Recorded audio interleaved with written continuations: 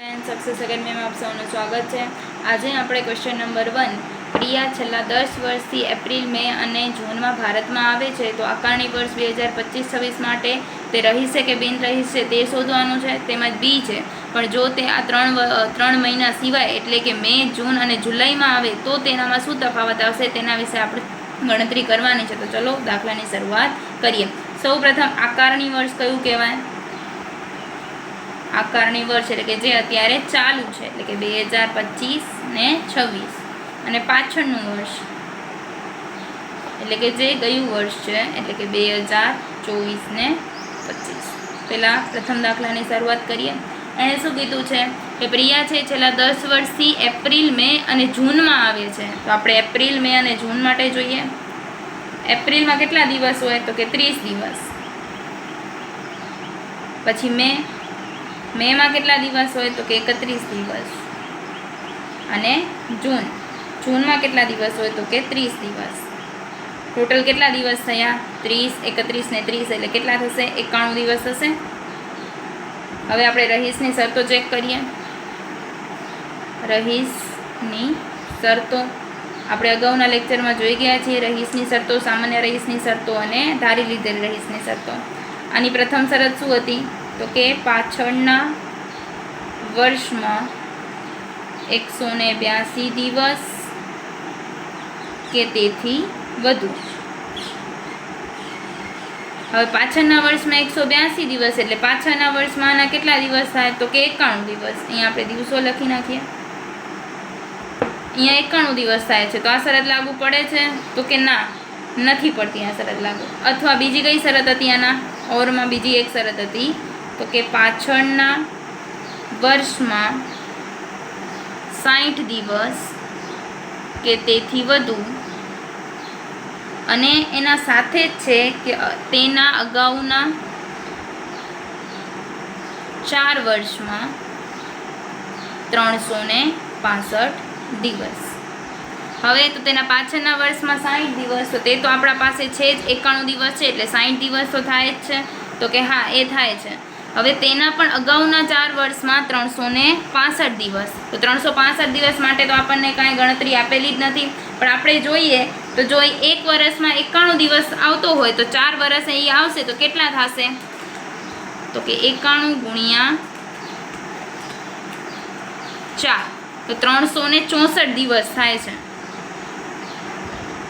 કેમ કે 10 વર્ષ એણે આપણને રકમમાં કીધેલું છે કે એ 10 વર્ષ માટે આવે છે, 10 વર્ષ સુધી આવે છે અને અહીં આપણને દાખલામાં 4 વર્ષ માટેની ગણતરી કરવાની છે એટલે આપણે એક વર્ષમાં 91 દિવસ આવે તો 4 વર્ષમાં કેટલા થશે? 364 દિવસ। હવે આપણને જોઈએ કેટલા? 365 દિવસ જોઈએ છે તો 364 દિવસ થાય છે તો કે ના। હવે આ બંને શરત આમાં ભેગી લાગુ પડવી જોઈએ તો જ આ થશે એટલે આનો જવાબ શું થશે કે રહીશ નથી। રહીશ નથી તો આને શું કહેવાશે? બિન રહીશ। સમજાણું? હવે આપણે બી જોઈએ। બીની રકમ આપણને કીધી છે પણ જો તે આ 3 મહિના સિવાય એટલે કયા કયા લેવાના છે? હવે મે, જૂન અને જુલાઈમાં આવે તો તેનામાં શું તફાવત આવે તે આપણે ચેક કરવાનું છે। ચલો તો આપણે જોઈએ તો કે મેમાં કેટલા દિવસ હોય તો કે 31 દિવસ। પછી જૂન તો કે જૂનમાં કેટલા દિવસ તો કે 30 દિવસ અને ત્યારબાદ જુલાઈમાં પણ કેટલા દિવસ હોય? 31 દિવસ તો ટોટલ કેટલા થશે? 92 દિવસ। સેમ આપણે પેલા રહીશની શરતો ચેક કરીએ। રહીશની શરતો પહેલી શરત શું હતી તો કે પાછલા વર્ષમાં 182 દિવસ કે તેથી વધુ। પાછલા વર્ષમાં કેટલા દિવસ છે? 92 દિવસ છે તો લાગુ પડે કે ના પડે તો કે ના પડે। એના ઓરમાં બીજી કઈ શરત હતી તો કે પાછલા વર્ષમાં 60 દિવસ કે તેથી વધુ અને તેના અગાઉના 4 વર્ષમાં 365 દિવસ। તો તેના પાછલા વર્ષમાં 60 દિવસ, તો 92 દિવસ છે, એટલે આ શરત લાગુ પડે છે. હવે એના ભેગી જ કનેક્ટેડ છે કે તેના અગાઉના 4 વર્ષમાં 365. હવે જો 1 વર્ષના 92 હોય તો 4 વર્ષના કેટલા થાય? તો કે 92 ગુણ્યા 4 એટલે કેટલા થશે? 368 દિવસ. આપણને જોઈએ કેટલા? 365 દિવસ આવે છે 368, એટલે કેટલા થશે? હા, તો આ બંનેમાં હા થાય છે, મતલબ આ રહીશ છે. હવે રહીશ હોય તો આપણે સામાન્ય રહીશ પણ ચેક કરવું પડે. જો રહીશ ના હોય તો સામાન્ય રહીશ ન જ હોય, પરંતુ જો રહીશ છે તો સામાન્ય રહીશની શરત ચેક કરવી પડે. સામાન્ય રહીશ એની શરત શું હતી? તો કે પાછલા વર્ષથી અગાઉના 7 વર્ષમાં કેટલા દિવસ થવા જોઈએ? 730 દિવસ કે તેથી વધુ.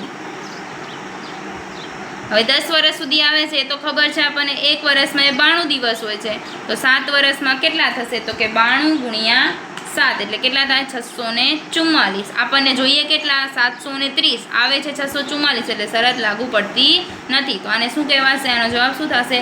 તો કે રહીશ છે પરંતુ સામાન્ય રહીશ નથી. આખો દાખલો તમે જોઈ શકો છો.